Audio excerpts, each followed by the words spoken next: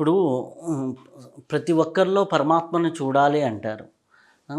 ప్రతి ఒక్కరిలో ఉన్నది దైవ స్వరూపమే అంటారు. అంతా నేనే వ్యాపించి ఉన్నాను, సర్వం కలిగిదం బ్రహ్మ అంటారు. ఒకడేమో వచ్చి మనల్ని తిడుతూ ఉంటాడు. మనం రియాక్ట్ అవ్వకపోతే ఒక తప్పు. రియాక్ట్ అయితే ఒకటి. వాడిలో ఉన్నది బ్రహ్మమని నాకు తెలిసినప్పుడు, బ్రహ్మమే నన్ను తిడుతున్నాడని ఊరుకోవాలా? ఆ! లేదా నా బ్రహ్మంతో అనుకుంటుందని గమ్ముగుండాలా? లేకపోతే రియాక్ట్ అవ్వాలా? ఈ బ్రహ్మం ఆ బ్రహ్మంతో రియాక్ట్ అవ్వాలా? 2 ఉన్నది ఒకటేనా? లేకపోతే ఇక్కడ కూడా ద్వైత అద్వైతాలు ఏంటి? అద్భుతమైన కథ చెప్తాను. ఆ కథ విన్నాక మీరే అర్థం చేసుకుందరు కానీ అత్యంత ప్రాచీన కాలంలో ఒక రాజుగారు ఉండేవాడు. ఆ రాజుగారికి ఒక మంత్రి గారు ఉండేవారు. ఆ రాజుగారి దగ్గరికి మంత్రి గారి దగ్గరికి సభ జరుగుతూ ఉండగా రాజుగారు కొలువులో ఉండగా, రాజుగారు కొలువులో ఉంటే పక్కన ఎప్పుడు మంత్రి గారు ఉండి తీరాలి. ఎప్పుడూ అత్యావశ్యకమైతే తప్ప మంత్రి గారు సెలవులు పెట్టరండి. అలా రాజుగారు మంత్రి గారు కొలువు తీర్చి ఉండగా అక్కడికి ఒక సన్యాసి వచ్చాడు. సర్వం కల్విదం బ్రహ్మ అన్నాడు, ఉపన్యాసం చెప్పాడు. అంటే ఇదం సర్వం బ్రహ్మం ఖలు అని. ఈ కనిపించేదంతా పరబ్రహ్మమే. సుమ ఖలు అంటే సుమ అనడానికి వాడతాం అన్నమాట సంస్కృతంలో. సర్వం ఖలు ఇదం బ్రహ్మ, సర్వం కల్విదం బ్రహ్మ అంటే ఇదంతా పరబ్రహ్మమే. మహారాజా, నువ్వు బ్రహ్మమే, నేను బ్రహ్మమే, ఈ మంత్రి గారు బ్రహ్మమే, మీ ఆవిడ పరబ్రహ్మమే, మీ మంత్రి గారి భార్య పరబ్రహ్మమే, పని మనిషి పరబ్రహ్మమే, ఆవు పేడ అన్నీ పరబ్రహ్మే అన్నట్టు. ఆ ఒక్క ముక్క రాజుగారికి విచిత్రంగా అర్థమైంది, మంత్రి గారికి అలాగే అర్థమైంది. ఇద్దరు ఒకటేలండి. రాజు మంత్రి దొందప్ప లాంటి వాడు.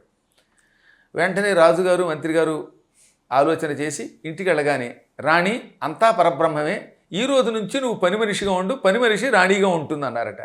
పని మనిషిని రాణిని చేశారు, రాణి గారిని పని మనిషిని చేశారు. ఏది రాజుగారింట్లో మంత్రి గారింట్లో.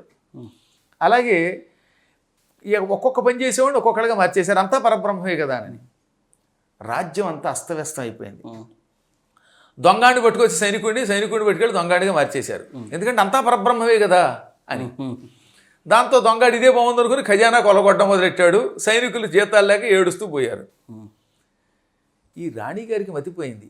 రాణిగా సుఖంగా ఉండేదాన్ని ఈ దిక్కుమాల సన్యాసి వచ్చాడు, మధ్యలో నాకు వీడు సన్యాసి లేడు, సన్నాసి, నాకు సర్వం కలిగిదం బ్రహ్మ అన్నాడు, నన్నేమో పని మనిషిని చేసి పని మనిషిని పక్కన కూర్చోబెట్టుకున్నాడు, తల ప్రాణం తోక్కొస్తోంది అనుకుని ఆ సన్యాసి గారు ఎక్కడున్నారో తెలుసుకుని ఆయన కౌరు పెట్టి ఆయన కాళ్ళకి దండం పెట్టి, చూశారండి రాణిని కాస్త ఇలా అయిపోయానండి, బేరాణిని అయిపోయానండి అంది. అప్పుడు ఆయన తెల్లబోయి, నా బోధన రాజుగారు ఇలా అర్థం చేసుకున్నారా, నీకెందుకమ్మా, నీ కాపురం నేను చక్కదిద్దుతాను అన్నాడు ఆయన. ఆ మర్నాడు ఏం చేశాడు, రాణిగారికి ఏమైనా సలహా ఇచ్చాడు, మంత్రి గారికి కూడా, మంత్రి గారి భార్యకి రాణిగారి భార్యకి. రాజుగారు భోజనాన్ని కూర్చున్నాడు. కూర్చోగానే రాణిగారు ఇప్పుడు పని మనిషి కదా, వంట చేసి పెట్టి భోజనం పెట్టేవాడు ఆవిడే. అందుకని మహారాజా భోజనం చేయండి అంది. బంగారపు కంచం ఏదనగా అంతా పరబ్రహ్మమే, బంగారపు కంచము పరబ్రహ్మమే, ఈ నేల పరబ్రహ్మమే, కాబట్టి నేల మీద భోజనం చేయండి అంది. రాజుగారు బుర్రకొక్కుని ఇది నా సూత్రమే కదా అనుకుని, సర్లే భోజనం చేస్తానులే నేల మీద అన్నాడు. కానీ బంగారపు కంచంలో భోజనం చేయడానికి, నేల మీద మీరు కాళ్ళతో తొక్కించోడ భోజనం చేయడానికి తేడా లేదు. మరి ఇష్టం లేకపోయినా అంతా పరబ్రహ్మం అనుకుని వడ్డించన్నట్ట. ఇంత పేడ పట్టుకొచ్చేసింది ఆవిడ. ఇదేమిటి రాణి, పప్పు ఏది, కూర ఏది, కోడి కూర ఏది, పకోడీ ఏది అన్నాడు. అంతా పరబ్రహ్మమే, పేడయు పరబ్రహ్మమే, కోడి పరబ్రహ్మమే, తినండి పేడ అంది. పరబ్రహ్మం అనుకోవడానికి బాగుంది కానీ పేడ తినలేకపోయాడు ఆయన పాపం. కొంచెం నోట్లో పెట్టుకుని చిచ్చి అన్నాడు. ఆయన కడుపు కాలింది. ఆ సభకి బయలుదేరాడు. ఈలోపు మంత్రి గారికి కూడా ఇదే అనుభవం అయింది. మంత్రి గారికి మతిపోయింది. అందులో కర్మగారి కిందటి రాత్రి సరిగ్గా భోజనం కూడా చేయలేదు. ఈ పూట భోజనం చేద్దామంటే పేడ తినలేకపోయాట పాపం, వాళ్ళు ఆవిడ వేసిన పేడ.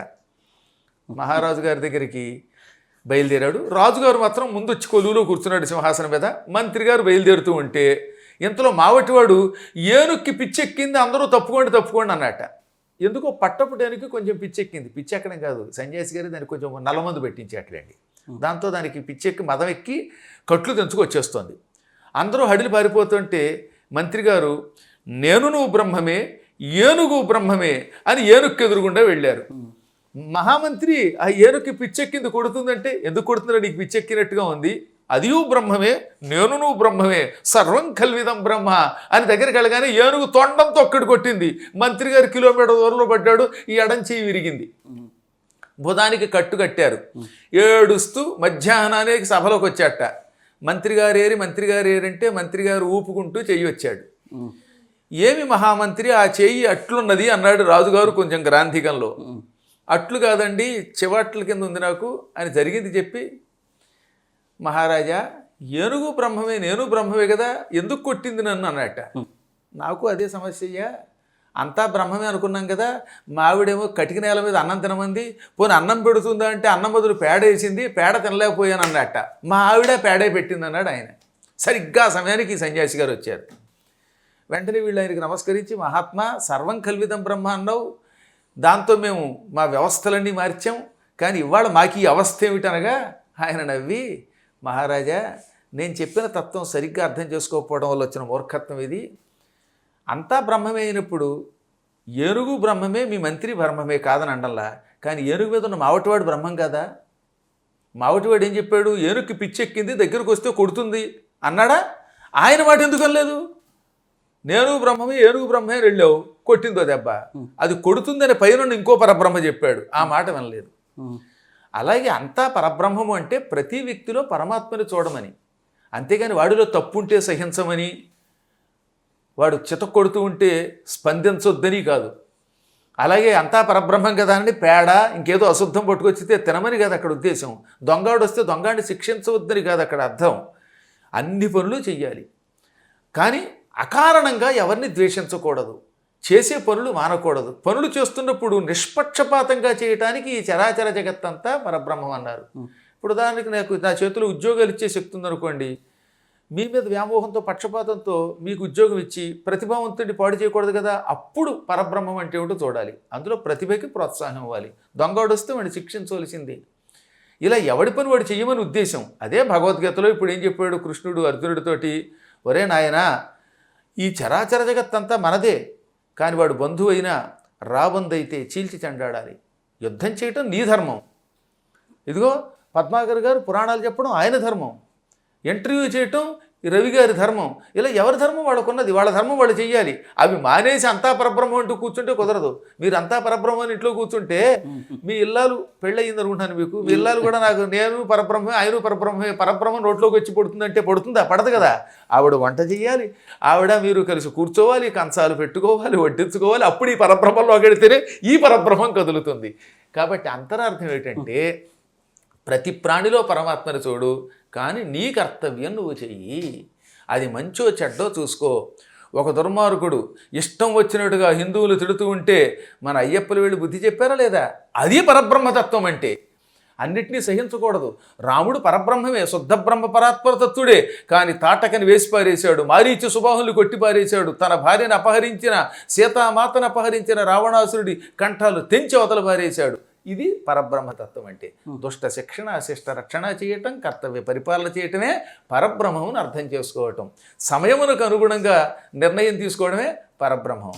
కాబట్టి అంతా పరబ్రహ్మం కదా అని రైలు వస్తూ ఉంటే నేను నువ్వు బ్రహ్మమే, రైలు పరబ్రహ్మమే, దానికి ఎదురుగుండా పెడితే ఆ బ్రహ్మం నన్ను ఏం చేయదంటే ఆ బ్రహ్మని తుక్కు చేస్తుంది. అప్పుడు అసలు పరబ్రహ్మలో తెలుస్తుంది. కాబట్టి ఈ భావాద్వైతం, క్రియాద్వైతం, పరబ్రహ్మతత్వం చాలా జాగ్రత్తగా అర్థం చేసుకోవాలి. అందుకని నాలుగు చివరితో అలా అనేయకూడదు అనమాట.